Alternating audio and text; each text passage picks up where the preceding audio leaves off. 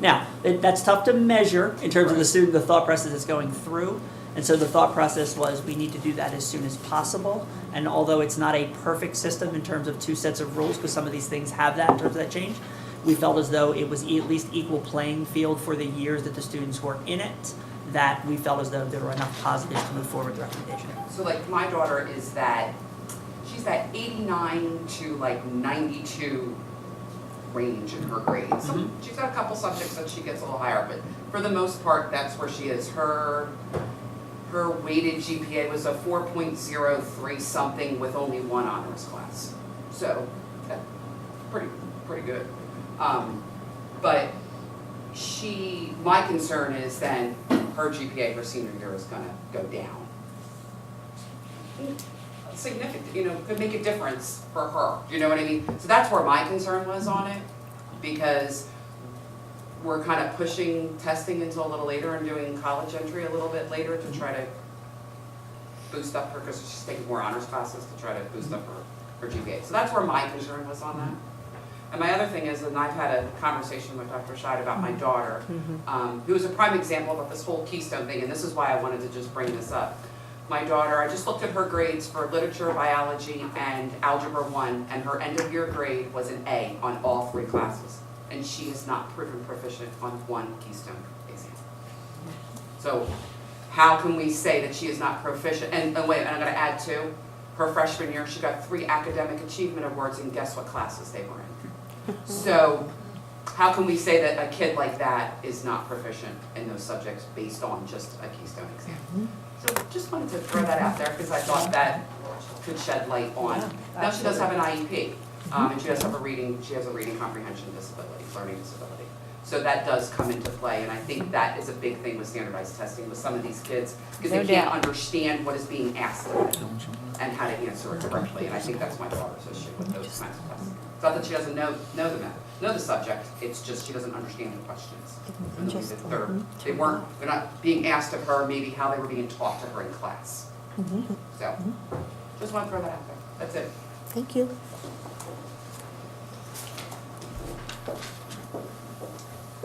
Diane Herring, Hilton Township. Dr. Scheid, I have some very direct questions because I'm trying to understand the data in front of me, because I didn't have an opportunity to see it in advance. You have on all of these measures where you've broken out Keystone data in subset groups. The final column appears to say Gen Ed. Is that the cumulative for the entire sampling, or is that the kids who didn't fit in within one of those subset groups? It's just mine is special ed. The other groups are general ed. Okay, Except no, I'm special. trying to figure out the whole number. Like right now, I've got a column that tells me a percentage for free or reduced lunch, for gifted, for LEP, for 504, for special ed, and then gen ed? Mm-hmm. Yes, Okay. that's So where's the total number?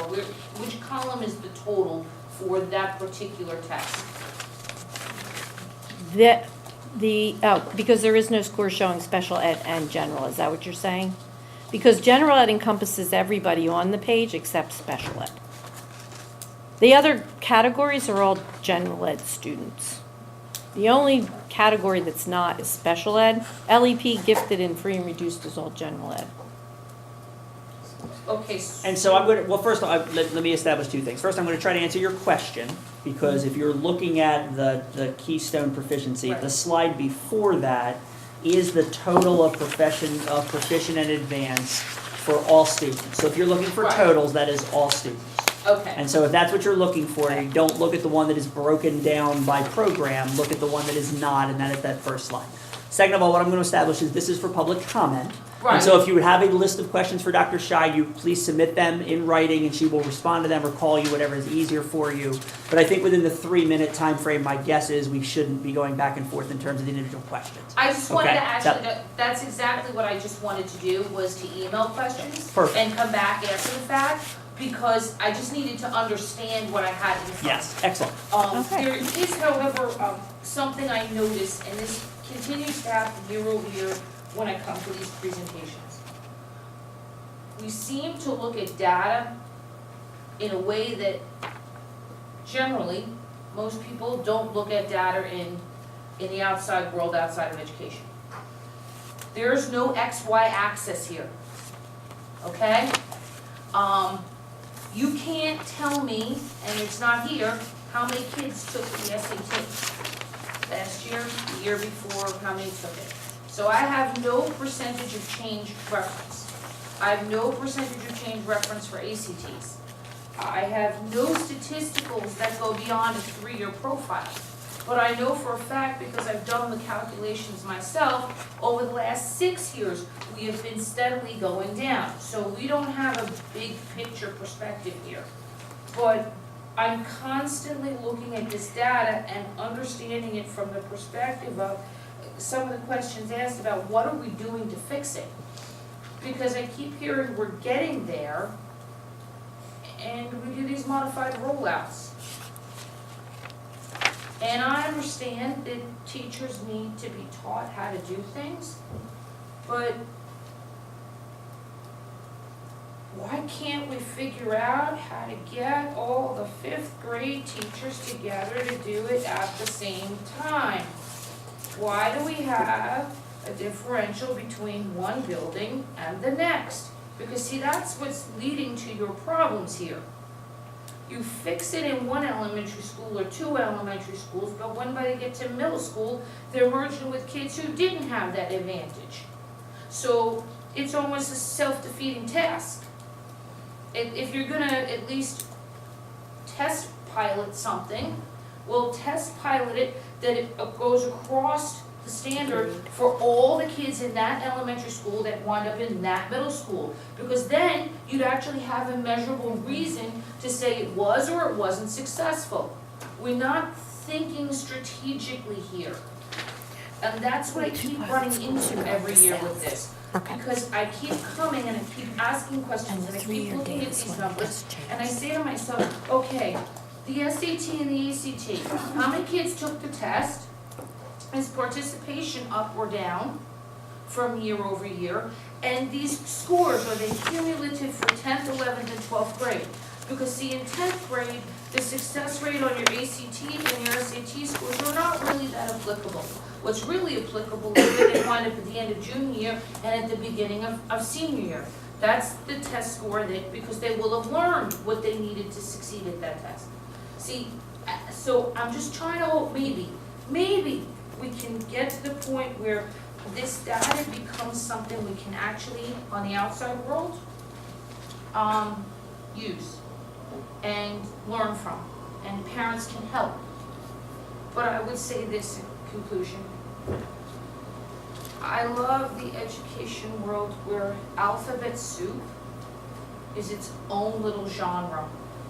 But for the rest of us who don't have that background but want to actively participate, it took me 2 hours tonight to figure out LEP, finally, limited English proficiency. Okay? There's no guide in here that tells me what that acronym is. So if you want people to help and participate, you have to give them the tools to do that too. And the language of the educator world is not what the average parent knows. It's like the military. Thank you. The military might be slightly worse. Anyone else? Mrs. Furlong? Yeah. Okay, it's 10 o'clock. I'm just gonna put that out there. 10 o'clock. Yeah, you want to come. Oh, yes, I do. West Rockville Township. When your score changes from 70 to 75, there is not a 5% change, and it's a 5-point change. Second year in a row. I noticed that you're talking about the data at the building level, and you're leaving it to the principal, things like that. I know our principals are fairly busy. I'm thinking that it seems to me like it's not happening. So maybe if that's, he's got administrative responsibilities. I know he's got academic as well. But we pay people to be in charge of our academics, we pay them all 120 grand plus.